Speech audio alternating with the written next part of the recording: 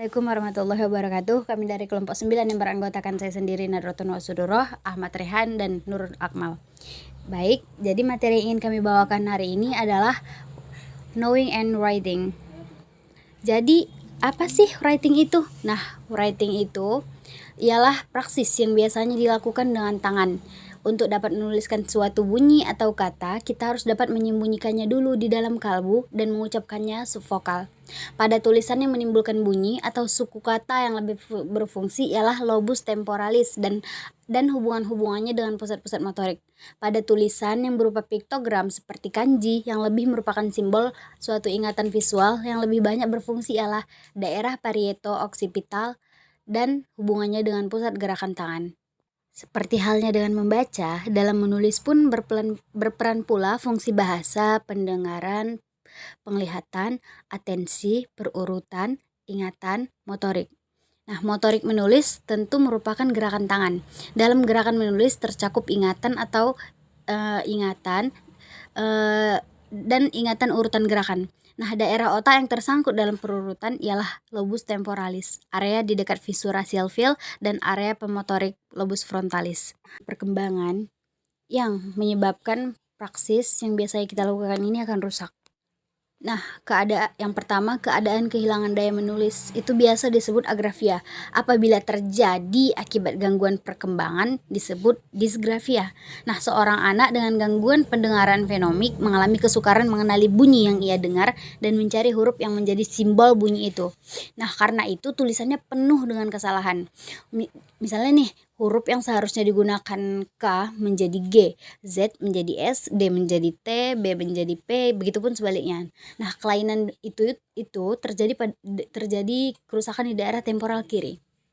Selanjutnya, kerusakan di daerah parietal, yaitu gangguan visual spasial. Pada kerusakan di daerah parietal kiri, pasien mengalami kesulitan menempatkan garis-garis yang membentuk huruf di tempatnya sehingga tulisan menjadi nggak teratur. Ketika menuliskan suatu huruf, mungkin terjadi bentuk cerminnya. Misalnya D menjadi B, P menjadi Q, M menjadi W. Mungkin pula anak menuliskan semua huruf dalam bentuk cerminannya berikut arah tulisan yang terbalik. Yang terakhir, kerusakan di daerah premotorik lobus frontalis. Nah, ini dapat menyebabkan perseverasi motorik yang tampak dalam tulisan pada pengulangan huruf, suku kata, atau kata berkali-kali, karena dia nggak dapat dihentikan pada saat yang tepat.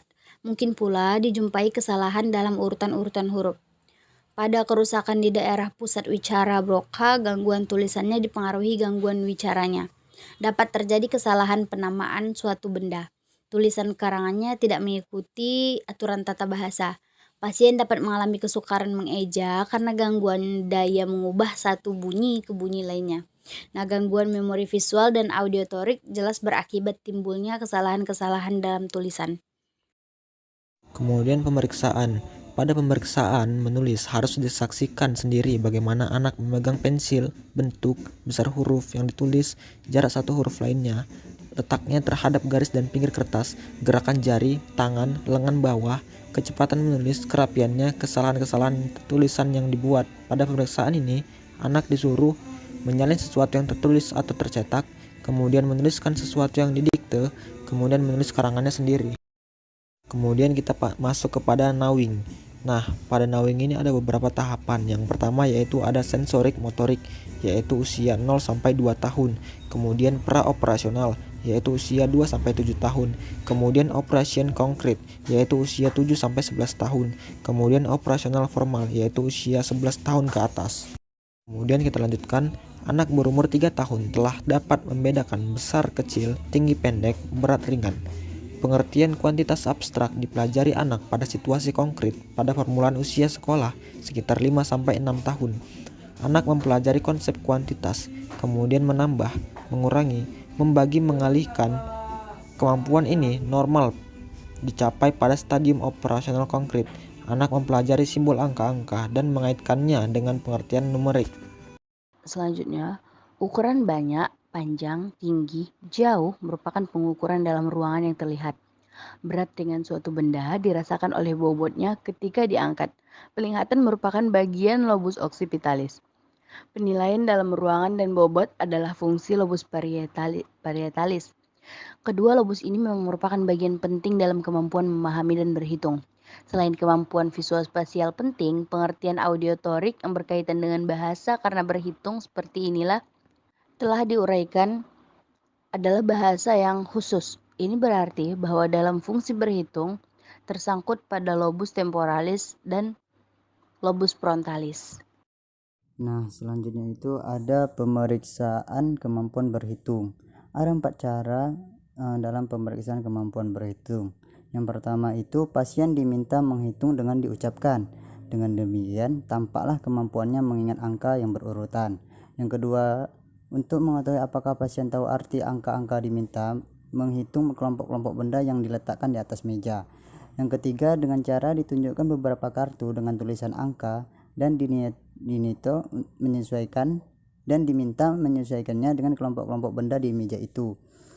Yang keempat, pasien diminta menuliskan jumlah benda-benda dalam kelompok itu. Nah, jika tes 1 dan 4 dapat dilaksanakan dengan baik, dilanjutkan dengan tes yang lebih berat.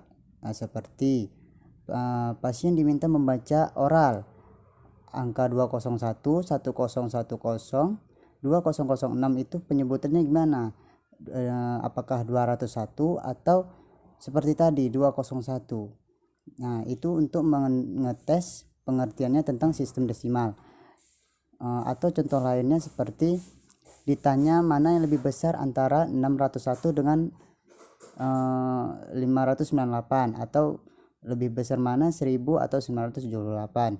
Atau misalnya bisa dites dengan apakah angka 16 sama dengan 61, 573 sama dengan 375. Kalau dikatakannya sama, berarti pasien diseleksi terhadap angka. Kemampuan spesialnya terganggu atau ia tidak mengerti konsep jumlah yang tertera itu. Lalu bisa juga dites dengan penjumlahan, pengurangan, pengkalian atau pembagian. Bila semua tes ini dilakukan dengan baik, maka kerusakan otak terjadi di luar daerah yang mengurus orientasi, arah, dan spesial hemisfer yang non-dominan dan di luar daerah wicara hemisfer dominan. Pengurangan angka 2 digit dengan angka 1 digit, misalnya 41 sampai 6, kemudian angka 2 digit dikurangi angka 2 digit, misalnya 83 kurang 19. Ya, dan selanjutnya itu menghitung luar kepala 100 kurang 7, hasilnya dikurangi 7 lagi, hasilnya dikurangi lagi. Selanjutnya itu ada jenis-jenis gangguan dalam berhitung. Yang pertama itu ada diskalkulia praktognostik. Diskalkulia praktognostik ini adalah ketidakmampuan berhitung berdasarkan tidak berkembangnya praktognosis. Itulah disebut diskalkulia praktognostik. Yang kedua itu ada diskalkulia verbal. Disebut diskalkulia verbal apabila ada gangguan dalam penamaan, pengertian angka simbol untuk yang pengertian angka simbol bentuk yang diucapkan yang terjadi pada efek bahasa. Kelainan inilah yang disebut diskalkulia verbal. Yang ketiga itu ada diskalkulia diagnostik.